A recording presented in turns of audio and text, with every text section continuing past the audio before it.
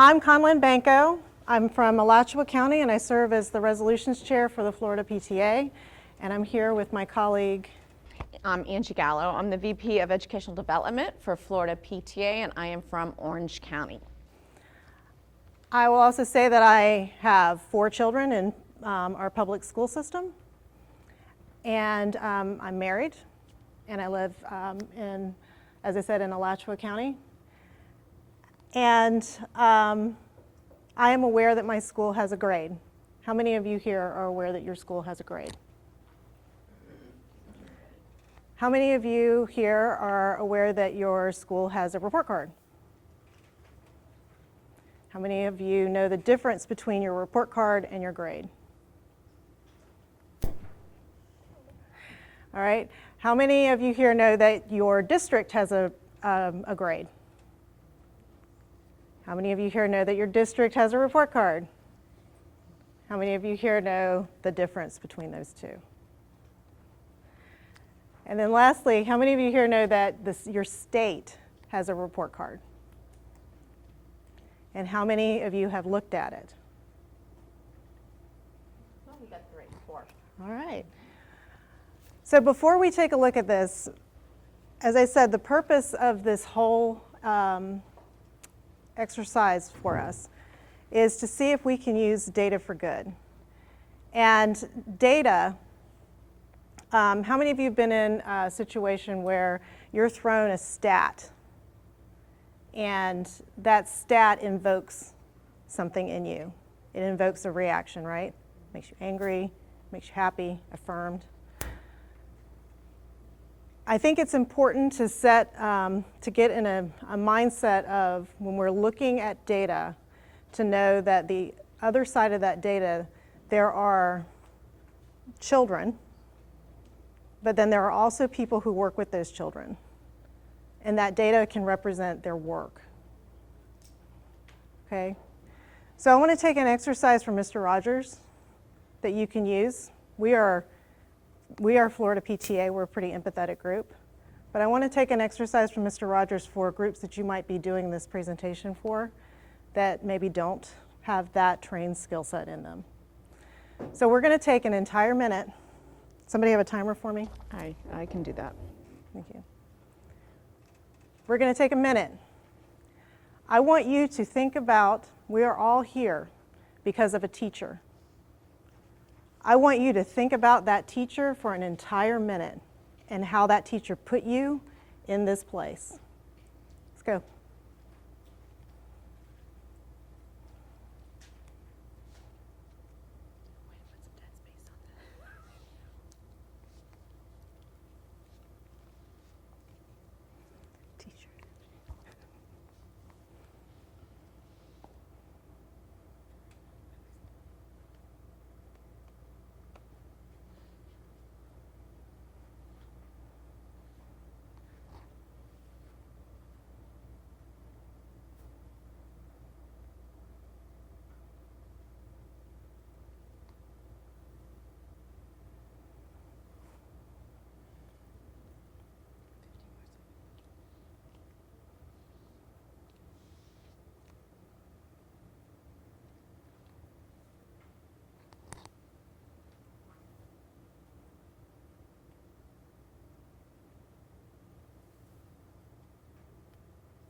All right.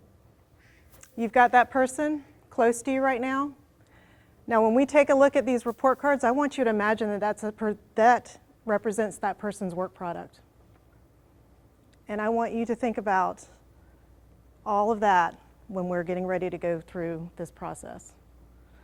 The other thing I want you to think about is the fact that this is a 2-year process. This is a brand new work product for our Florida Department of Education. And they are asking for our help. So we need to take that crucial conversation training that we've had, and we need to provide them with some constructive feedback on what we need to see as the stakeholders that we are.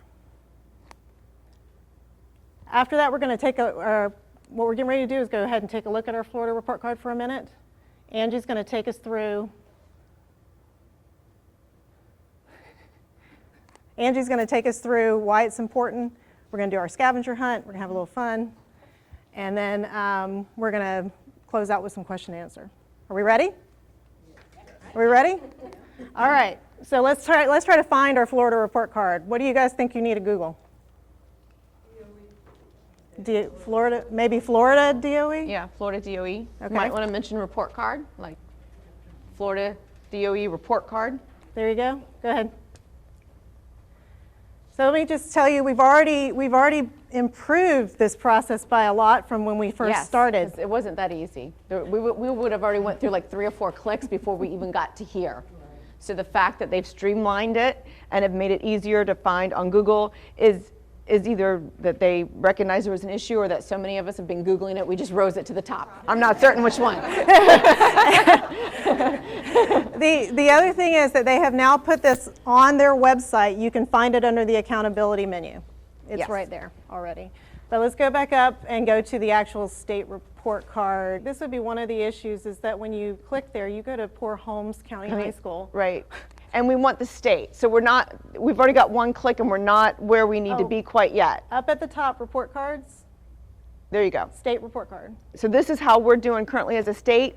This is, they did update it. So it's 2018, 2019 school year. So the data components that just came out, your school grades were just released recently, along with those school grades, graduation rates, all the components. So they were finally able to update it, and this is just recent. So this, we haven't even did a deep dive into this information yet. But so you can scroll down and see where we are as a state, our demographics, our race, our ethnicity, our gender, economically disadvantaged, 62.7%. Our ELL, I thought that number would be higher, is 10.2. Our children with disabilities, 14.1. Now, within this report card, we can do a deeper dive. We should be able to go into our ELL and then pull up the demographics from the ELL so we can determine how many, where they're from, what ethnicity they're from. We should be able to go into our disabilities and do the same thing so that we can figure out our demographic groups. And we're going to tell you why that information is important for you as you advocate for your child here in a little bit. So that's just our state. So what we want to look at today, right, Conlin, is we really want to go into the EduData portal, because we want to look at the portal so that we can try to look at information. Yes, So go into the portal. he's there. That's it. Okay, so here we go. So here on this, they just reformatted this. This used to be in beta testing. When you would look, you would be able to leave feedback and you could play around with it and then tell them what was wrong or right with it. They've now closed that portion of it, and this is the end result. So hopefully everybody had a chance, or if you didn't, there was many across the state that did supply information and feedback. So this is what it looks like. So from this point, we can actually pull a school, we could pull staff, we could look at advanced reports. So let's just go into, district report cards. Who are we going to pick on today? Let's pick on Orange County because we're in Orange County. And I have a little information about Orange County, so it makes me look smarter. So Orange County is an A district for the first time in a couple of years. And if, as a Florida PTA, we really cared about grades, I'd emphasize it more. But we know that grades sometimes are harmful to our school. And part of this is to say that this is another tool to go a bit beyond the grade. Right. Yes, it goes a bit beyond the grade. But this is a testament to our teachers and our staff across the state and all districts. It's a testament to how hard they work on behalf of our students every single day. So kudos if you're a teacher in here, great job. Thank you for all your hard work. All right, so the district. So let's scroll down. It tells you where we are. It tells you where, and that gave us our score. So look, go back. We're barely an A. Like, let's not get it. Oh no, that's our graduation rate. So this graduation rate, and I'm not going to go into the weeds on this, but this is not the graduation rate that Orange County. That we say we're 96.1. So when we're out in the field, we're 96.1, and that's because it's traditional public school students is what we calculate as a district, and this incorporates traditional and charter schools, and it pulls in a couple other aspects that are different than the way we calculate it. So let's scroll down. So here's Orange County. This is our teacher count, 12,915. It's wrong. We have closer to 14,000 teachers. So I don't know, I'd have to look and figure out why our numbers in our district are different than the numbers on this screen. So that's one mistake that we've seen. Our student count is wrong as well, but we'll give them slack for that because it is a new school year and we were projected to grow by 3,700 students. Well, this is last year's data. It's still wrong. It was more than that. But that was probably from our that February FTE count, and we grew after that. So there's our race ethnicity amongst our groups. I want to point that out for a minute. There's another piece of feedback. I said this is new for the Florida Department of Ed too, right? Mm-hmm. So if you find something on there that you know is wrong, then what does that tell you? What kinds of things should we probably ask? We do percentages, and what the feedback that we gave to the Department of Education is that we wanted to see in percentages, but we also wanted to see in numbers, because if you have, for example, 42% of all Hispanics performing a certain way on a test, and which would not happen in Florida, and you only have 2 Hispanics that are considered in that aggregate information, is not really a true representation of what's happening within that subgroup, which is why it's important not to look at just percentages, but the number of students that represent that percentage. How do we capture progress and performance? One way is through report cards. Students receive individual report cards periodically through the year. The state, we issue an annual report card. We've kind of looked at that a little bit already today, what it looks like, the information that contains. And on the report card must have performance and demographics of each school in the district and in the state, and it's also rolled into our state performance. The purpose of the report cards is to demonstrate how a school or district is performing, identify strengths, and celebrate accomplishments. Again, as Conlon said earlier, this is about us looking beyond the grade. It's really easy to look at a grade at a school and say, oh my gosh, it's a C, what's wrong with that school? Is it a bad school? This takes us beyond the grade. This helps us take a deep dive into that school and figure out why it's a C. It could have a very large population of ELL. We could have a large population of Puerto Rican students that have come in that are struggling, although that wouldn't matter because they're not being counted yet. But it could have a large population of a certain demographic that are struggling, and we're trying to rise them to the top. So just because the school's a C is not an indication of the staff or the leadership at that school. So we just had Orange County up, right? And that's an A district. What if we pull up the cohort for Hispanics and we learn the Hispanics proficiency rate is sitting down at 20%? I know it's not that bad. Is that an A district for everybody? No. So it's about equity, right? It's about being able to look beyond the grade to determine equity at a school, at a district, at a state, at every integral. And it'll give you different points too. So it'll contextualize what I just said. So even though we know it's 20%, what are the learning gains for the Hispanic group? What if the learning gains were 80%? Does that help you? Does that tell you something about how that cohort might need some help? And you can break it down not only by ELL, but you can break it down by algebra, by any type of subject that is tested by our state. So any criteria that has an EOC, we can look at it. So if you, for example, if we're looking at legislation that's going to determine maybe different pathways, and we're going to look at Algebra 1, and we need data to support a piece of legislation that we'd like to see through to get rid of Algebra 1 to create a different pathway through, say, career technical education, we can go back and we can look at how a certain population is passing the Algebra 1, how it is helping them or hurting them in their career path, and determine maybe an alternate way to push them through graduation, because we've been big supporters of alternate pathways for graduation and not this one path, one narrow road for our children. So we talked about Every Student Succeeds Act. It's a federal law. This is what's required. State and local report cards must be developed along with the parents. We did that through the beta testing. We're now done with that. Concise and presented in an understandable and uniform format. That was where the parents came in. We were supposed to help them make it uniform so that we could, and easily to understand and easy to find, provided in a language that all parents can understand. How many languages is this in, Kunlun, do you know? Well, with Google Translate. That's another issue. That's why we brought it up. So Google Translate doesn't do a real good job of translating, and so we were trying to get something with better fidelity than that, but we're not there yet. And it's got to be posted annually on the state and LEAs are your local education agencies or your school districts. Some charter schools act as their own LEAs, but that's what LEA stands for.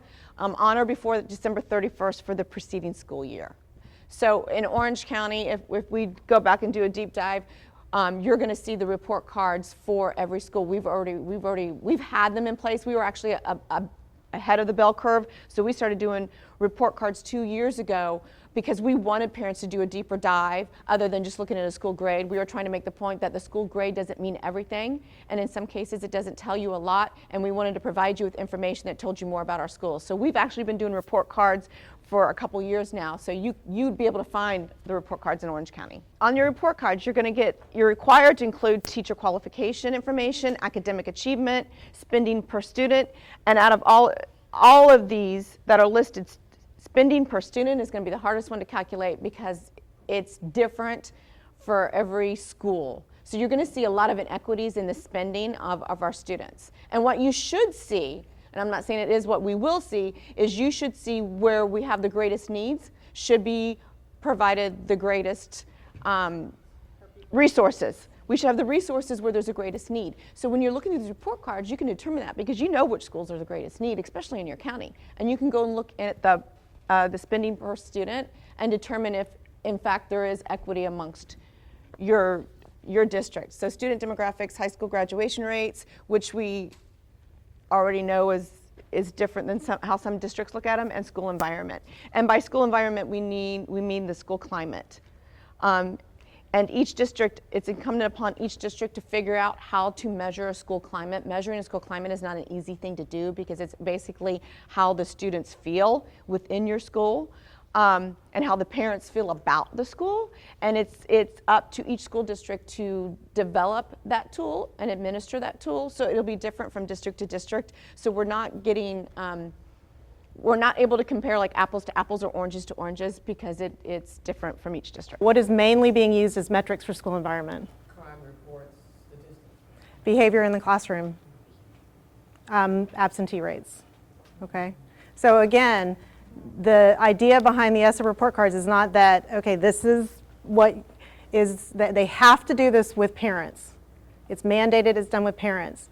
So that if what the qualifications or what they're required to report on up here isn't helpful to you, then it's incumbent upon us to work with them to say, how do we get what we need up there so that it is more helpful? We do a survey, we survey the parents, we survey the students, and that's what is in our school climate portion of our report cards. On yours, but not on... It'll be different from district to district. So it'll depend on how your district chooses to evaluate school climate, and we did have conversations with the Department of Education with the chancellor about doing it from the state, and he was just like, who's going to do that? How it all sounds good in theory, but it's the implementation that you get in the weeds that you get in trouble. Like, how would we do that from a state, and how would we dictate that, and who's going to pay for it? So right now they have left it up to the districts to determine. Why is a state report card important? Why do you care? Why do we need this data? It provides transparency. Again, as we mentioned, it allows you a closer look into a school, a district, or a state. It allows for discussions between parents and school and district leaders. It offers you a snapshot, an annual snapshot into the data to look at the performance at one point in time and trends over time. So you can see where your school is now, where it will, well, I guess where it was a little bit, because these are new, but as we go further in time in this, you'll be able to look at trends, and it'll include data to answer critical questions. It'll provide you information on whether a school or district is serving all groups of students. And for us, for the PTA, and you hear Carolyn so eloquently talk about equity and inclusion and how we've got to do a better job, and we're not where we need to be. That component is so important because it will give us a true glimpse into what groups we're serving well and what groups need more work, and we need to be more cognizant of that. Do you all kind of get why this is a 2-year process? This is a 2-year grant, that it's new, why we're not just deep diving in and let's take a look and how we're going to go advocate tomorrow based on what we're seeing here, because it's new. We've got to make sure that what we're seeing is accurate, and we've got to make sure that the way it's being presented is the most effective way for our advocacy work. And this will help you advocate for your child, because what the information on this report card is, there's going to be teacher qualifications, teacher certifications. You could look at that teacher and their trends over time, how well their students perform versus teachers and that same grade level or that same content area. So it'll help you advocate for your child. And you could just think of the information at your fingertips. You can find out who your teachers are, and you can immediately go to this, access it, and see all this information in one easy, hopefully easy spot to find. And this is information, and why we call it data for good is I know that data, especially amongst parents right now, is a scary word, because we're really nervous about some things that are coming down the pike and sharing the data and the digital footprint of our children, right? It's a real thing, it's a concern. This data is all done in the aggregate, and this data has always been available. It was just really, really hard to find before. And now they've made it easily and accessible. So you can literally get your child's schedule, go online and find out almost anything that you want about the performance of that school, of that teacher, that content, what children typically do well, what demographics of children typically do well in that class, what ones don't, and it will really help you be a better advocate for your student than we've ever had the opportunity to be before. How many of you are on whatever portal your school district uses? So you can look at your Skyward. Okay, all the information in there is being pulled in to these report cards at an aggregate state level. So if you know the data points that are important on those report cards, could that help you then interpret what you see in Skyward and be a more effective user of that data? The other thing is, could that also help us tell people why they need to be on Skyward? In our school district, 20% of the parents are on Skyward. That's it. If we're reading this correctly, right, we have half of our Hispanic population in Orange County is sitting at 50% fail rate. Only 50% of our Hispanics are passing. Are you kidding me? Is that acceptable? And we're higher than the state, because look at the state. The state has only 21.2 across the state. So what does that tell you? That tells you in Orange County, we got some work to do with our Hispanic kids. If you're a parent at home, you're trying to find something, just think about how far you've already had to scroll down to get to this, and then look at the way that everything is written out here for you. Okay? Scroll down again. I'm sorry, Joe. And there is, if you go on just real quick, if you go on the report cards, you don't have to go to it, but on the front page, you can print out a synopsis that you can read before you even start diving in that will help you with this process a little bit, which I noticed that they have now. Okay, so this is our English language learning gains. So for the we're increasing. So if you look at where our percentage of gains from last year, we've increased, and we're increasing at 50. We made gains with our lowest bottom 25% by 53.1%. In Orange County, it's still below the statewide average, because the statewide average is 55.1. So even in learning gains, as a district, we need to close that gap. We need to fix that gap, and I promise you that the curriculum department and our assessments and accountability team are working on it as we speak, because that's their job, to close those achievement gaps. The lower 25 is the lowest performing quartile, at whatever level you're talking about, and in your school grades. Your state district grades, they count double. The school report card. Ponte Vedra is in, go to search by school. I think you can type it in. It's St. John's. Yeah, type in the school name. Ponte P-O-N-T-E. Ponte Vedra. Thank you. I was calling it Verda. Ponte Vedra.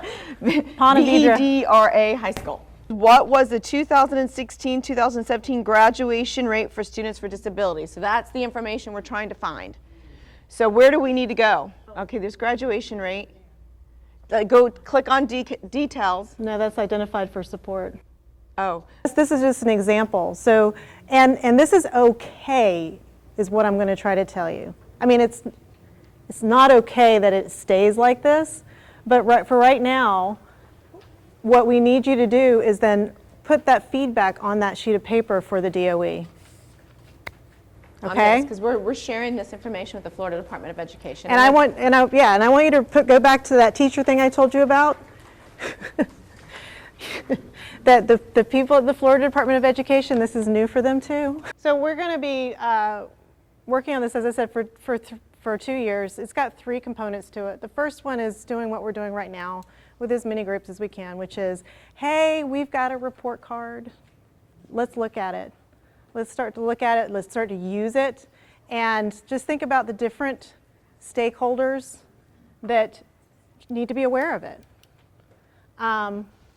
The second goal is interpretation. So now that we're aware, can we learn to read it?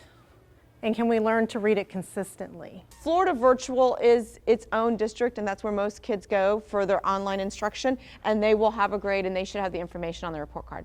And is homeschooling considered virtual schooling? No. Homeschool will not be included. So once we know how to read, what are we going to do with it? And who are we going to go talk to about it? And how to effectively use these report cards to advocate. I will just say I'm doing this on my, with my own school right now, just because I've been playing around with it. I just want to give you an example of where this can go. And I'm going to use what I learned through this next 2 years to improve the communication that I have with my child's school. So one of the things that I did is I went and took a look. If you take a look at the top of our report card, that EduData, you can find something called Closing the Gap, and it has trend lines. So I went and I looked at the trend lines for my elementary school for the lowest performing cohorts, African American students and children with learning disabilities. And I looked at the trend lines for the African American students, and the trend line is going like this. That's not good. But I also looked at the learning gains. We've got double the learning gains of the school district for that cohort. So I went to the principal, and she's a brand new principal, bless her heart, man, because I went to the principal and I said, but I know her from her previous stop. And I said to her, I would like to bring this, I would like to bring this forward to you, and I would like to figure out a way to engage our PTA in this. I understand, based on the learning gains, that we are talking about something that perhaps is beyond the school's control. But can we think about ways that PTA could be used to address that children are coming in not on grade level and not ready to learn? And I don't have the pieces. I know that I'm going to go back to DOE and say is for those 2 pieces of data, I had to get ready to have a conversation, I don't have the starting point. So I don't know at what is the average of those cohorts. How are they coming in? How are they coming into the classroom? So what is the starting point? The only thing I know is they learned a lot. So they don't list the starting gains. They don't when they take that MAP or that STAR literacy test for kindergarten readiness, that's not listed as a component. So we need that listed so that we can understand the trends. So I just wanted to use that as a little example of how this can be used to start a conversation. And they can be hard conversations because it's not all about the good stuff. Go take a look at some other states. Our state was the last ESSA plan to be approved. We're a bit behind other states in development of our report card. So go take us some other states. Ohio, Virginia, and North Carolina are really good states. So go take a look. And Google. The fact that what they're presenting shows it's possible to present the information that we're asking for. Absolutely. And they've done a really good job. And we've shared that with the Department of Education, specifically Virginia and North Carolina. I like Virginia, she likes North Carolina, so we kind of use that as who we aspire to be like. And as Conlon mentioned, this is a work in progress. There's a reason why it's 2 years. There's a reason why we're working with the Department of Education on this, and they're going to come out to some of our trainings. And I will tell you that every time we do this, it's different. Every time we do this presentation, it is different. And we encourage you to look at this presentation and get comfortable with it so that you can do it. And actually, as part of when you're doing it, take groups to those other state sites. Okay? All right. Thank you guys very much. Thank you.